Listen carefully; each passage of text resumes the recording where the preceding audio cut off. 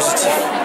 Nous avons vu des populations mobilisées et qui comprennent le message du changement. Dans certains endroits, on nous a même accueillis alors qu'on n'avait rien prévu. Et surtout en disant, comment il disait ça?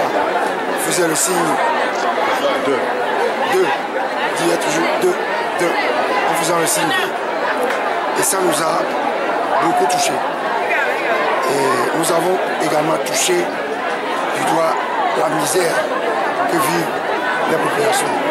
Voilà pourquoi le changement est une nécessité absolue. Monsieur le Président, après les savanes, vous avez prévu d'autres tournées? Bien sûr. Vous savez, nous sommes en tournée en permanence dans notre parti, l'ANC. Et quand nous avons créé CAP 2015, nous étions un peu gênés de rester au bureau pour élaborer des stratégies tout le temps et de ne pas aller sur le terrain. Heureusement que, ensemble, à CAP 2015, nous avons compris la nécessité de partir en tournée. Et voilà donc, nous allons terminer demain la tournée dans la région des Savanes. Et bien entendu, nous allons revenir. Mais nous sommes en train de réfléchir si c'est la maritime ou si c'est les plateaux, si c'est avec ça que nous allons enchérir. Mais dans quelques jours, nous avons les programmes. Il suffit d'en prendre un, d'en choisir un, et puis on repart.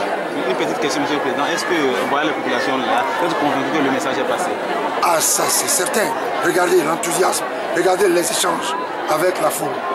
Moi, je fais toujours un échange avec la foule pour vérifier si je suis bien compris. Et dès le début, depuis samedi dernier à Mango, j'ai constaté qu'il y a un déclic. Excusez-moi, Monsieur le Président, quel est l'objectif de votre tournée? C'est la mobilisation tout le temps. C'est être prêt pour parer à toute éventualité.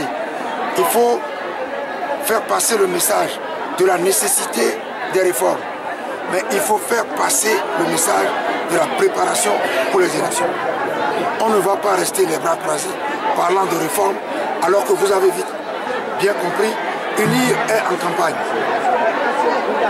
Et ce qu'on vous a dit à Mambougou ce matin, c'est que UNIR est en campagne et dit que voter pour un candidat du Sud, c'est voter pour le développement du Sud sans le Nord. Et donc, UNIR est en campagne. On ne peut pas rester à Lomé, parler de réformes. Il faut mener, quand on est intelligent, il y a plusieurs activités qu'on peut mener de front. C'est ce que nous ferons et c'est ce que nous faisons. S'il y en a qui veulent critiquer, ils ont la liberté de critiquer. Nous sommes des démocrates. Merci beaucoup. Merci beaucoup, Président.